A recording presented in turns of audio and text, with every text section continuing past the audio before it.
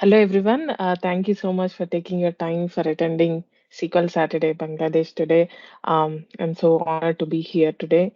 Myself, I'm Deepthi Goguri. I'm a database administrator. Today, I would like to give an overview of optimizing the performance in Azure. This is like a basic session where we will go through like what are the ways that we can improve the performance in Azure. Um, I'm a database administrator. My name is Deepthi Goguri. I'm a data platform MVP, and also I'm a co-organizer for a couple of user groups. I'm a co-organizer for diversity, equity, and inclusion user group, and Microsoft Data and AI South Florida user group. And I do volunteer for data platform Women in Technology user group as well. And apart from my work and community work, I love doing arts and crafts. If you'd like to contact me, at DBA Nuggets is my user ID on Twitter. dbanuggets.com is my website where I usually blog about SQL Server related topics. If you'd like, please go ahead and check it out. And if you'd like to contact me on LinkedIn, please type by my name. You can find me. So, when do you call it as a performance?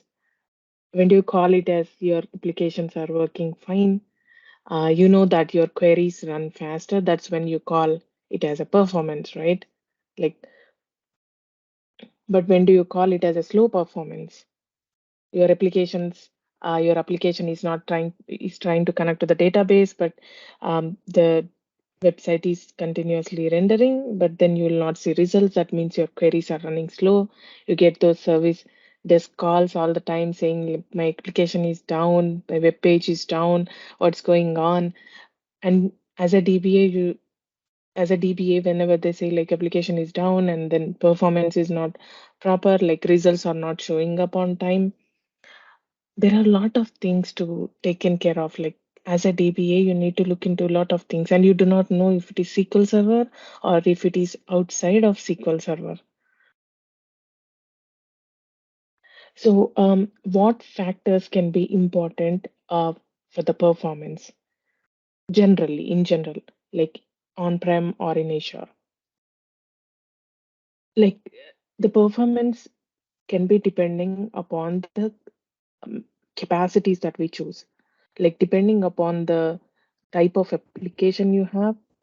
If your application is 24 by 7 application, or is it like a timesheet application, based upon that we choose the capacities. If it is an OLAP, OLTP, what memory you have, storage and IO capacities. Based upon the capacities, the performance can be depended as well.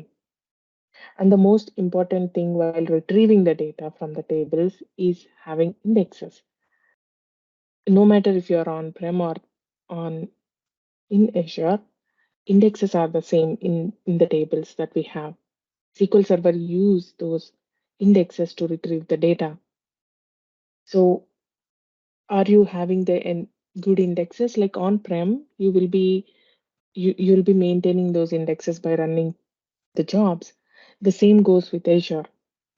You need to maintain those indexes. So when you are in Azure, you have a couple of automated tasks that you can do with the indexes, because you have the ability to see what indexes are being used, what are not being used, what can be dropped, or what can be created.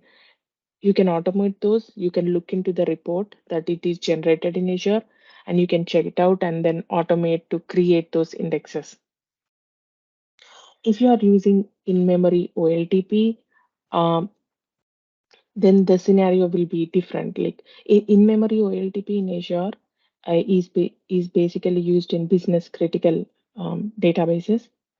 Um, so the partitions are being created in Azure as well. And intelligent performance, when you are in Azure, you have intelligent performance features that I'm going to talk about in the next slides. So as an overview, we have like multiple tiers, service tiers, and compute tiers in Azure. I'm not going to walk through this entire slide, but it will give you an overview of um, what capacities are available in each of these service tiers, and what are the um, compute options that we have, and what are the backups, um, where you can store, and then um, it's a general overview of the service tiers and compute tiers. You can look into it, and these are the capacities. As you increase the service tier, as you move up from general purpose to hyperscale, the cost will be increased, but at the same time, the capacities that you get and the features that you get will be also increasing. So there are certain factors, like basic factors that we need to look into. Um, like for example, the TempDB. You know that MDB is really important for the performance because your queries will be using the MDB. So in Azure SQL, you will get like up till 16 files of MDB, and for the managed instance, you will get 12 files. And always for the performance of the MDB, for the performance, um, the MDB is always stored in local SSDs in Azure, just so you remember. So you can choose the file size and the number, but you cannot choose the location where your TempDB can be stored. It is always stored in the local SSDs, but you will not see the exact location where those TempDB files are located because it is in Azure. Microsoft is going to take care of it. And when we talk about the database configuration, the databases are always in full recovery model because of the service level agreements we have. And you can also use the max stop in your queries, and especially for the query hints that we use in Query Store. That is a new feature to use the Query Store hints.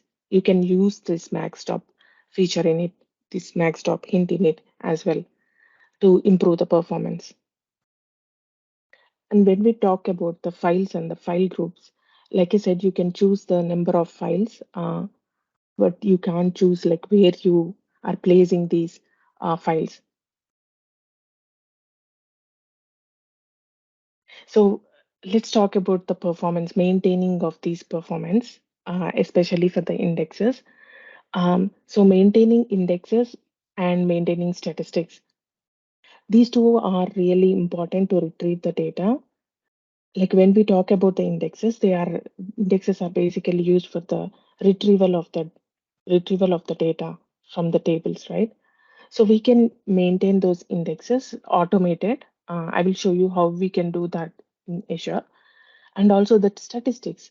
So when we run a query, basically the SQL engine behind the scenes, first what it will do is it will go ahead and check these statistics. Um, so statistics are the trend of the data, how the flow of the data is in your table that describes the statistics. So if these statistics are up to date, then SQL Server will go ahead and check the trends in this data, and based upon the statistics, it will go ahead and allocate the resources to execute your query, the resources that are needed to execute your query, the CPU, memory, those sort of things. So if your statistics are stale, if they are not properly updated, then the amount of resources that are released to execute your query will be also less, and your performance will be degraded. So it is really important to maintain the statistics and indexes. So you have Azure automation in Azure where you can go ahead and maintain these indexes and statistics. You can use the Elastic Agent jobs to do that. On-prem, you can use the agent like SQL agent jobs, right? But you can't do always that in Azure because if you have the Azure SQL database, you cannot have the agent, SQL Server agent. So let's go ahead and see how to create this job, automated jobs. So for example, to maintain the indexes, to create this automation job, you need to have the prerequisites. Like for example, the freely available Ola Helengren scripts, which are the maintenance scripts, for example. You need to make sure those are already in place in your data in for your environment, and you need to have an automation account in place. And later you need to download the SQL Server module that you can do from the Azure Marketplace, and you need to create a credential. So basically, this credential is used to run this automation job. And then using all of those, you can create a runbook and you can actually um, automate this runbook, and you can create the timings when you want to run this automated job. So the first thing that we need to have is the scripts that we wanted to use for the automation, right? The maintenance scripts. So what I did was like I installed the Ola Hellengren scripts, which will create the store procedures to run these automated jobs. This is my Azure SQL database, AdventureWorks. And then I will go ahead and search for the automation account. It is very simple to create with a couple of clicks. You need to give your name, subscription name, resource group name, and region, and you can create the automation account. So once you have that in place, you need to go ahead and download the module from the Azure Marketplace. So once it is ready, you can see the model version and everything over there, and then you can go ahead and create the credential. So I created the credential with my name, user ID, username, and then go ahead and create a runbook. So uh, to create the runbook, click on create runbook from here. Actually, sorry. You can go ahead and search for underneath the automation account. You will find the process automation on the left side pane. So click on runbooks. So you need to create the runbook right now. And before creating the runbook, you need to have the variables, because um, through the variables, you can give the value of the database and then the SQL Server. So while creating these variables, you will give the name of the variable and then the value of the variable as well.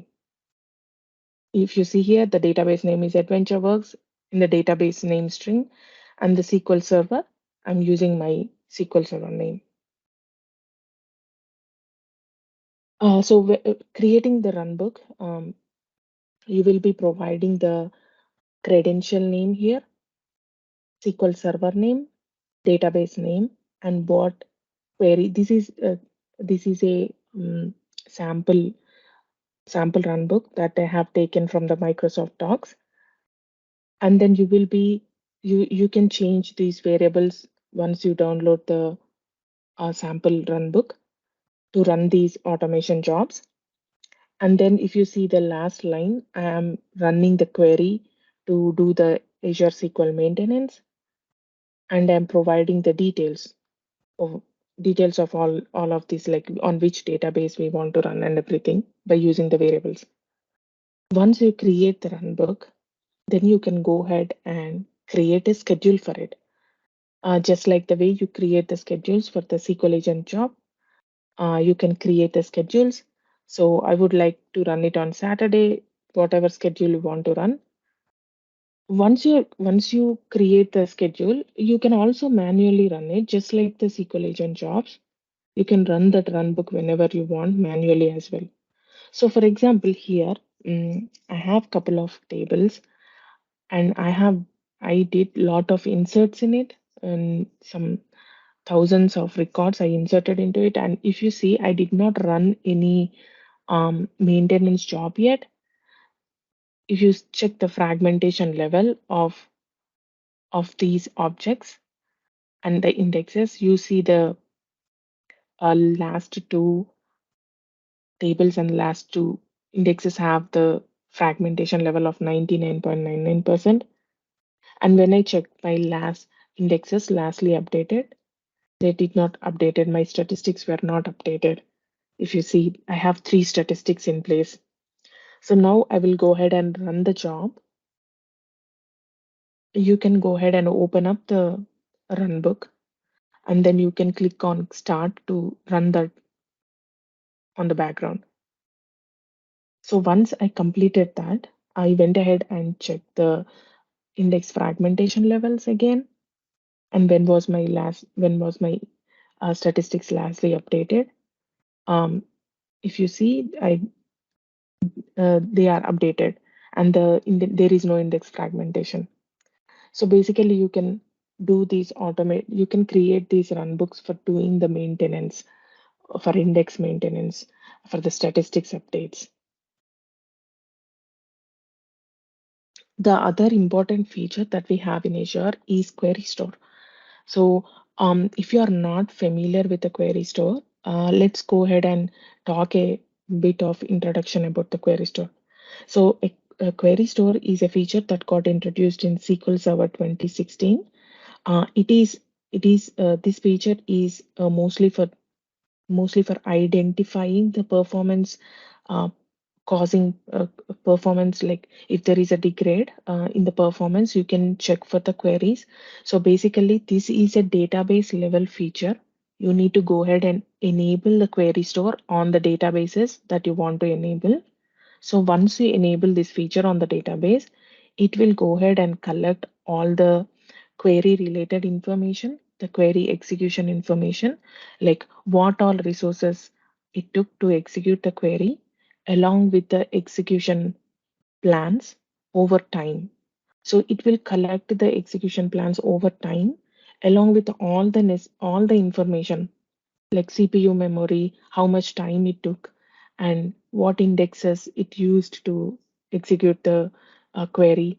Everything over time it will collect. So it is like a one storage point where you can go and like see what queries are running slow and what are the execution plans they are used. And because it will collect the execution plans over time for your queries, you can go ahead and compare like if you think one execution plan is working fine when compared with others, you can go ahead and compare both of the execution plans side by side, and you can force the plan. Like if you want a query to use a particular execution plan, by using this query store feature, you can force the plan.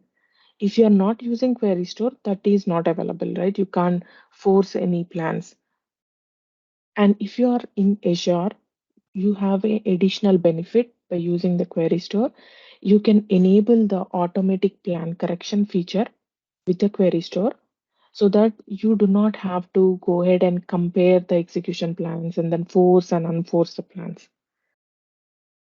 It will automatically um, observe and then look for your query plans continuously. And if there is a lot of regression between the plans and one plan is performing very nicely when compared with others, the automatic plan correction in Azure will take care of that. It will go ahead and automatically force the last good plan until it finds another good plan. If it doesn't find a good plan, and if it has already forced a plan, it will continue to use that.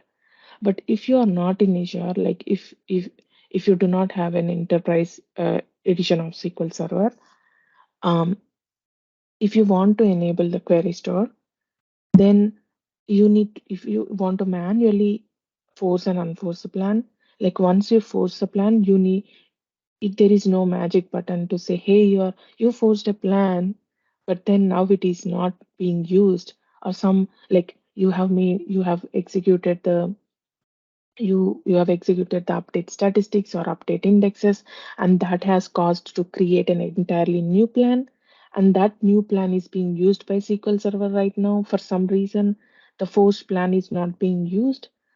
So how do we know that? Like we need to manually go ahead and check for those updates. But with the automatic plan correction feature, you do not have to worry about that.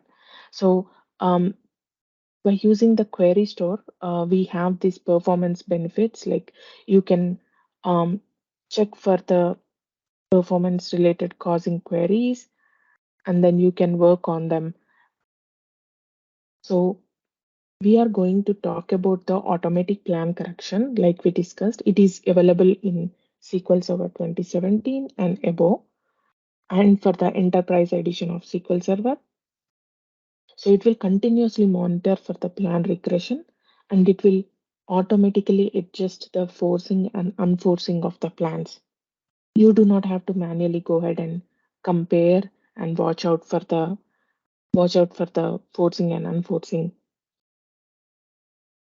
You can enable that by using the Transact SQL or by using the Azure portal.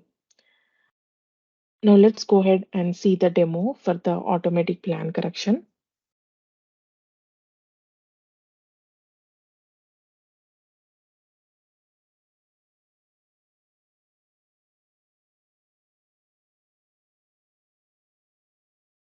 So I am using the AdventureWorks database here.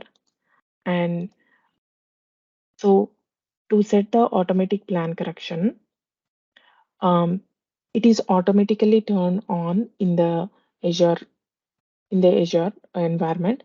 But just to show how to enable that by using the Transact SQL, we need to alter the database name, set automatic tuning, and force the last good plan to be turned on. That's how you will turn on the automatic plan correction.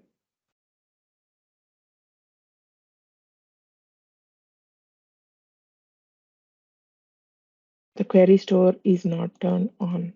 Really? Let me see. I may have made some changes.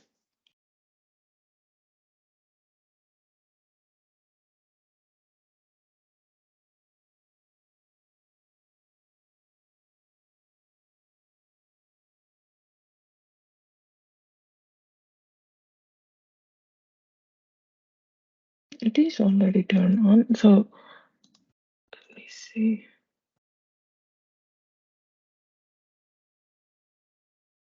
Okay, I'm connecting to the local server. Sorry, I need to connect to the Azure SQL because query store is automatically turned on in Azure environment. So I was like worried, like what happened? What did I do? Okay, so let's do that. Okay, it's turned on. Now I'm going to check if the automatic plan correction is turned on by querying this sys database automatic tuning options. It will show us all the details of like not on the master to run on the database. So this is what we did. Force last good plan is to turn on, and there are also other performance related features available in Azure for the Azure SQL database, like create index and drop index. We can actually automate this to create the recommendations. This is desired state is already turned on, and maintaining index you can also turn it on. It will pull up the report and you can go ahead and look for the indexes that are not being used. You can automatically turn these feature on, and you can also tell Azure like if you find any indexes like unused indexes, you can go ahead and drop it. So this is something like a telemetry. It will go ahead and look for the trends in your data, observe the data for certain period of time, and then pull up the report. It will take some time. Like once you enable these options in Azure, do not expect like to show the results very quickly because it have to first analyze the data, analyze your queries, and then give the recommendations. So our automatic plan correction is turned on right now. So I'm creating a very simple stored procedure here. If you observe, um, I'm just I'm just grabbing the certain columns. I'm just retrieving certain columns from a table with a where clause. I'm using the product ID as a variable here. So I'm creating the store procedure, and then I will be clearing out the query store just before. So once I set the query store clear, it will clear out any data that is stored within the database query store. And then I want to clear the procedure cache just to make sure. So here, this is automatic plan correction, right? So we are not making any changes. We are not forcing and unforcing any plans by ourselves. So to cause the workload, so for this automatic plan correction to work automatically, we need to run certain amount of workload. We need to uh, run queries for certain number of times. So I'm going to run this particular store procedure that we created, and these are the parameter sensitive. This is a parameter sensitive query. So for one parameter, we get like 300 records, and the other parameter, we get like some thousands of records. So let's see like how many this query will generate, like this store procedure. I'm running with this parameter. I'm going for 50 times. So once I execute that, if I see the results, so once you click it, if you see here, the number of records that got pulled, 385 records. And I executed that for 50 times. So let's go ahead and see in the query store. I'll refresh it.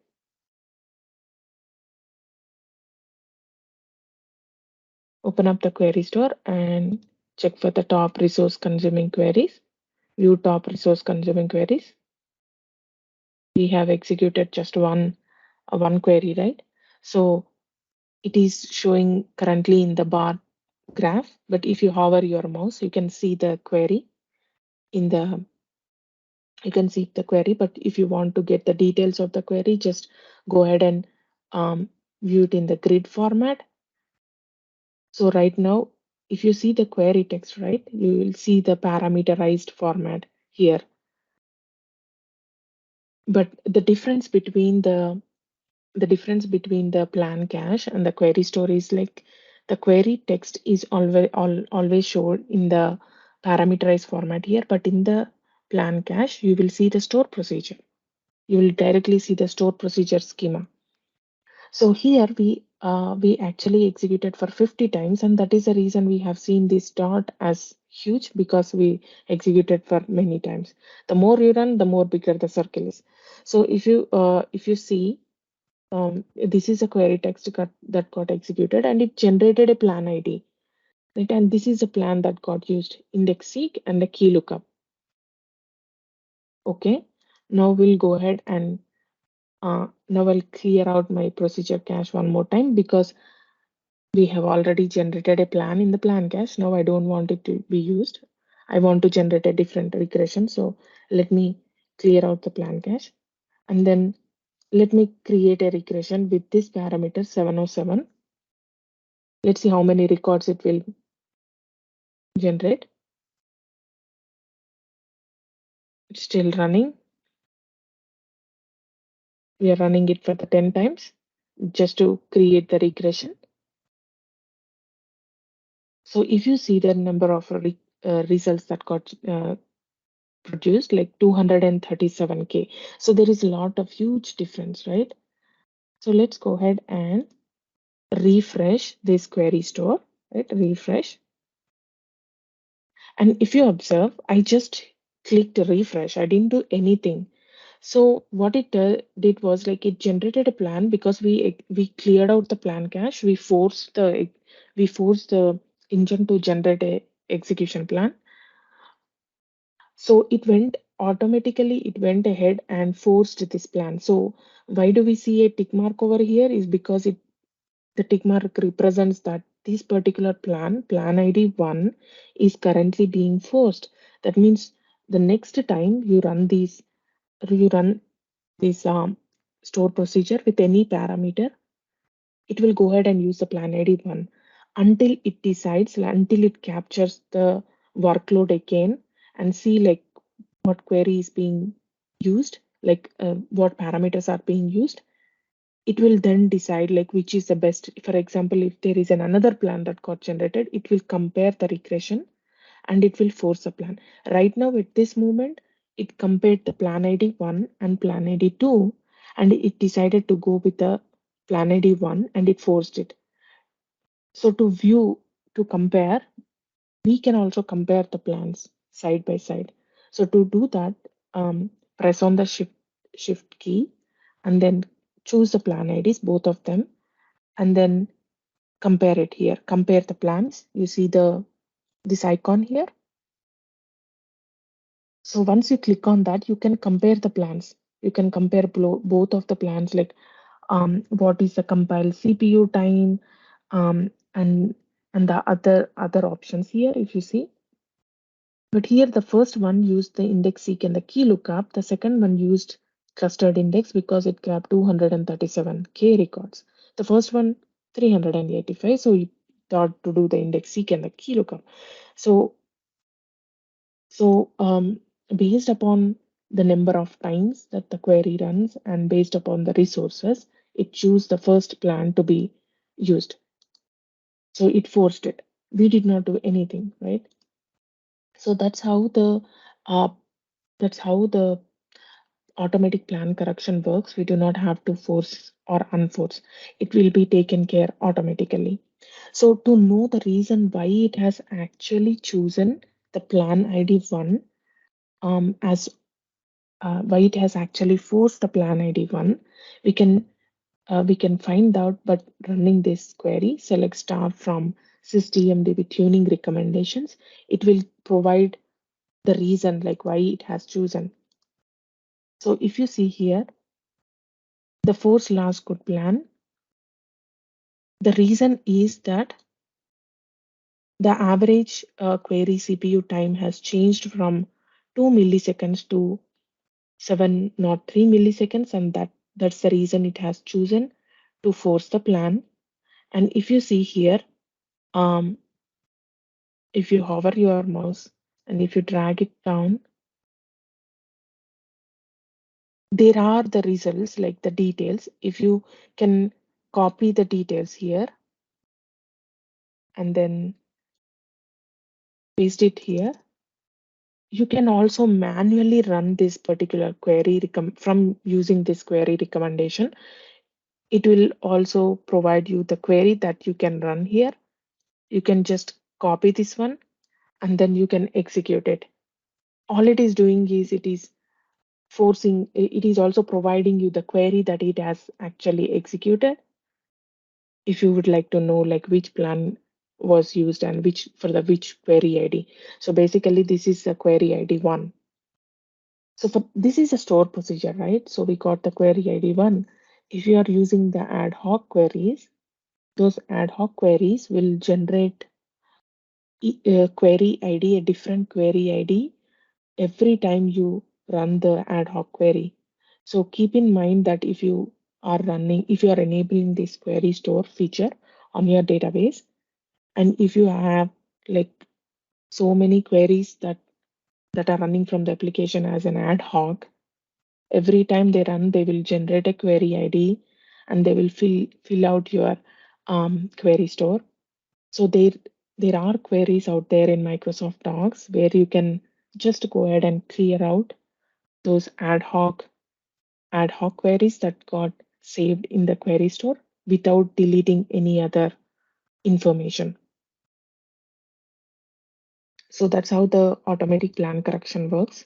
Let me close this one and let me open the second one.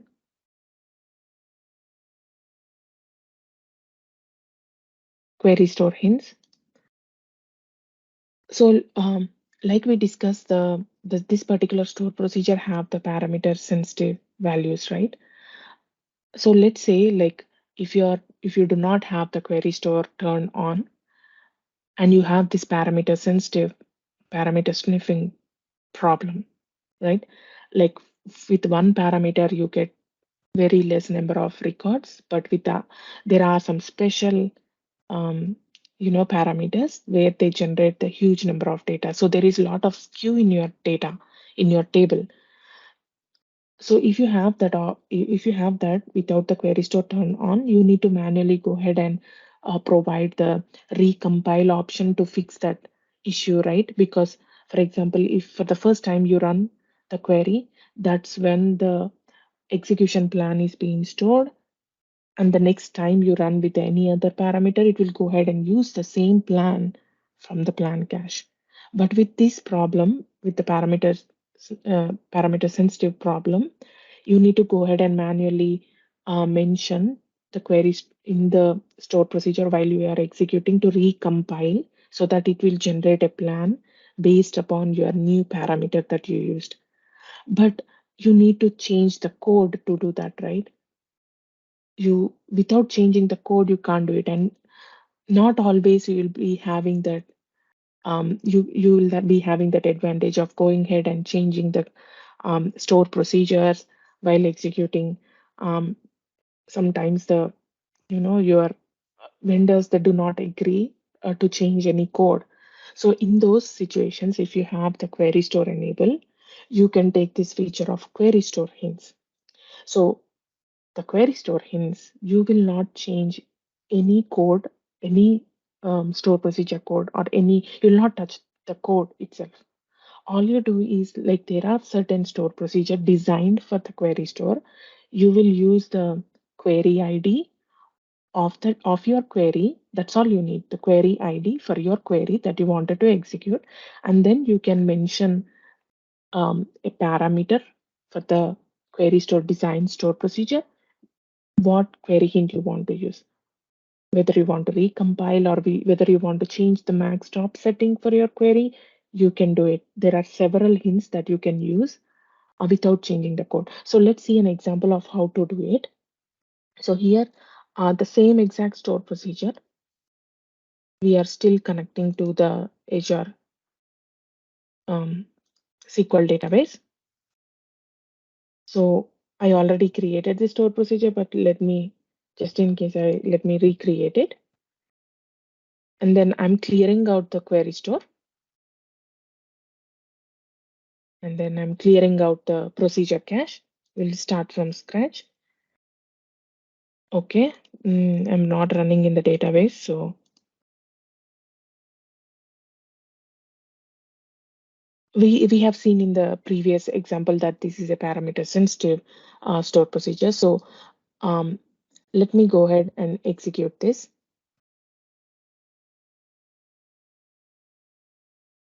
I execute both of them, enable the actual execution plan on, and then see the execution plans for these both parameters. So the first one, if you see the results, right, 360K records, and the second one is just 385 rows. But if you see the execution plan, the first, after we created the store procedure, I have dropped and recreated the store procedure. I have cleared my plan cache. And then the first time I executed the query, it used the clustered index scan because we have 360 rows, 360,000 rows. So it have chosen to do the clustered index scan, which is good because we don't want to use the index and then go back and bring the other results. It is good for that amount of data. But what about this? 385 records that we pull, but doing the clustered index scan, not so good. But why is this? Why did this happen? Because the first time we executed, it did the scan, it saved that plan in the plan cache. So the next time it brought the same execution plan. So as we have the query store feature enabled, what you can do is you can run this particular query and you can search by the query text that you are using and grab the query ID by using this particular um, query. So the query text that we are running, that store procedure, again, it have the query ID number 2. All we need is a query ID.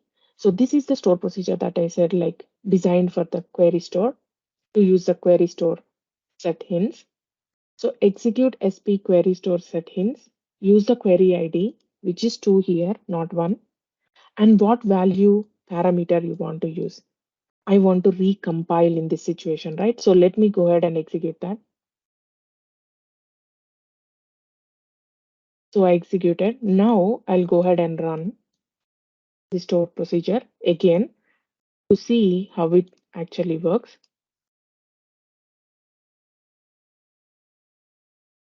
if you see the execution plan, it has changed. So basically, it sniffed the parameter. Um, Once we use that recompile, it went ahead and recompiled for the second execution, and it had produced the result. Just like the way you use the hints within your query itself, without changing the code, you can do the same thing. So by running this query, which I grabbed from the Microsoft Docs, you can find all the query store hints that are currently active on your database. So if you see here, we are using the query um, hint ID as 4, and the query ID is 2 that we used the recompile query hint. So these are the active ones. So what if you go ahead and update it? Will you see the history of the query store hints? Once you update the query ID with a new hint, it will go ahead and remove that record from the. It will just update that record from this information. So you will not find the history of the information. To find the history of the information, you need to go ahead and grab that information by enabling the extended events. I have created a blog post especially to see how you can actually enable that um, extended event specifically to grab the history of the hints. So go check it out from dbnuggets.com, and under the query store category, you'll find all the blog posts related to the query store. Basically, they are the extension version of this session. So let me go ahead and update that. So let's say I wanted to update that max top. Okay, max top one. I want to use the max top one. So um, I'll use the query ID again. Query ID is 2. So let me go ahead and update just to show you the how it looks like. Now I will be clearing out my procedure cache. Sorry. Mm, Let me execute that. And then I'm running the same exact store procedure with two results, with two parameters, sorry, to see. So now here I enable the max stop, right? So let's see whether max stop one is being used. So if you see here, non-parallel plan reason, max stop set to 1. Even for this, um, if you see the max stop set to 1. So how do how do it look like? Um, so let me go ahead and grab this again to see what are the active hints. So if you see, it shows the query hint ID currently being used is from it changed from 4 to 5, and the query ID for the query ID 2, it went ahead and updated the query hint. You do not see the history of the information. Now what I'll do is I'll go ahead and use both of the hints. We can use a multiple hints at the same time. So I wanted to use recompile and maxstop1 at the same time, but the query ID is 2. I mentioned a query ID 1. So let's execute that. And then let me clear out my procedure cache and run my executions again. Right now, if you see, once we updated the query hint from recompile to maxstop1, it used the same queries, same execution plan, but now we are using both of them. So it updated both of them. For the first execution, it used clustered index scan, which is good, and then it used the maxstop1, both of them at the same time. And for the second execution, it updated the execution plan, and then it is also using the maxstop1, if you see here. So that's how you can use the query um, query store set hints. And if you want to like remove the query hint on any particular query ID, provide the query ID and use this particular store procedure, SP query store set clear hints. By running that, you will be clearing out only for that particular query ID. Now, if I go ahead and look, you'll not find any. But if you have like extended events, you can still have the history of the information. If you want to know like what all query hints are active currently that you can use for the query store, please go and find from this article. Let me go back to my slides. So that's how the automatic plan correction works, and that's how the query store hints works. And if you go ahead and see, like we have also seen for the for this performance, we also have the index. We can also maintain the index automatically, right? Which is a automatic correction. Like it will pull up the records of what all the indexes are being used, what can be dropped. You can see the report and then decide whether you need to automate it, whether you want to run that query or not. So underneath the database, AdventureWorks database, if you check the overview, you can see like you'll be, because that option is turned on, the create index and drop index is turned on. We have seen that in our demo previously. So it will provide the a report for us, like whether you can, as a recommendation, it will provide you. So if you see here, there are like recommendations. Recommendations are shown as 2.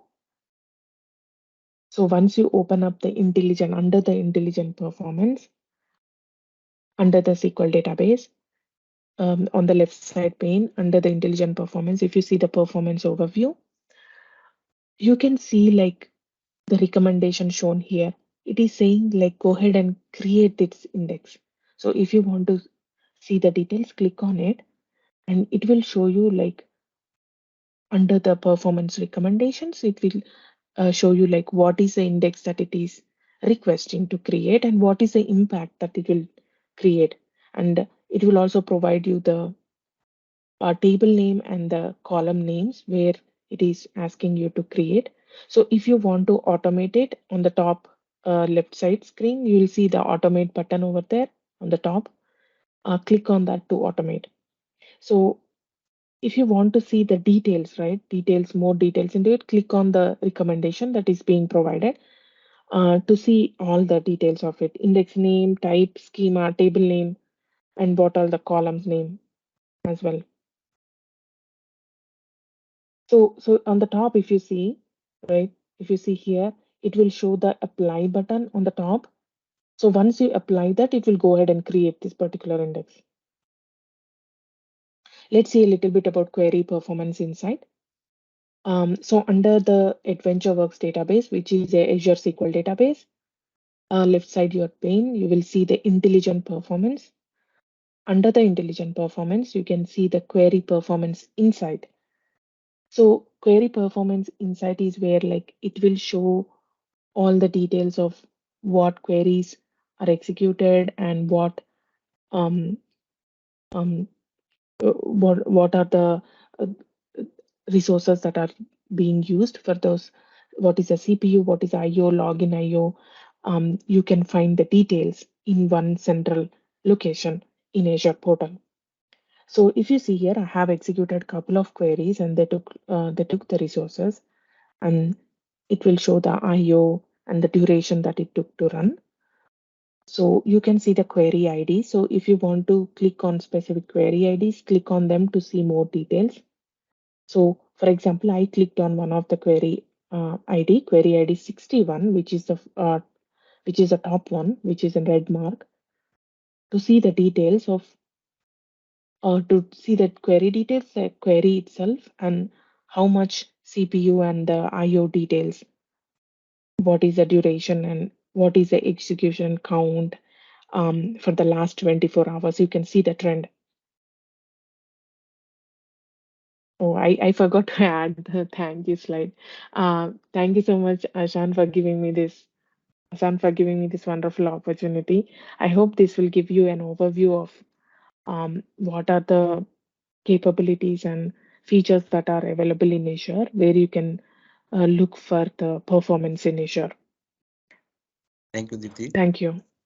Someone maybe ask you some question. Yeah, Sure. yeah, yeah. Hello. No, thank you very much. This is extremely well documented presentation and very nice presentation. I have a one question about the query store. If I enable the query store, is there any performance dictate at that time in the for the SQL server? That's a very nice question, actually. So, um, a shameless plugin here. I have a separate session on the query store for 60 minutes. You can go ahead and search on YouTube. You will find the answer for this question. But there are settings while you enable the query store on the database. There are the ways where you can go ahead and grab all the queries, like including uh, insignificant queries that you are not even bothered about. There are options where you can only choose um, only the significant queries that you wanted to look for the performance improvement. Those can be captured. And what is the size of the query store that you wanted to choose, and what are the um, cleanup options. So based upon all of those, you are like if you are grabbing a lot of data that you are not going to need, then the query store data will be filled up, and the query store will be it will go to it will not shut down, but it will go to the read only mode. But uh, based upon the degradation of the performance itself, I don't think we have the performance impacts, because most of our production databases, we are using query store on them, and we did not see. It's all based upon the settings that you are how we are how we are using the settings, right?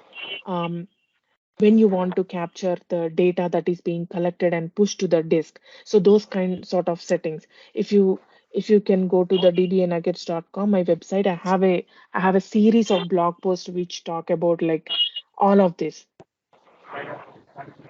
Yeah, thank you very much. So, could you share the URL in this chat box you posted in the YouTube? It will be helpful to this. Yeah, sure, I will do that I will just paste it. I'll just paste it Yeah, in the chat window. yeah, that will be great.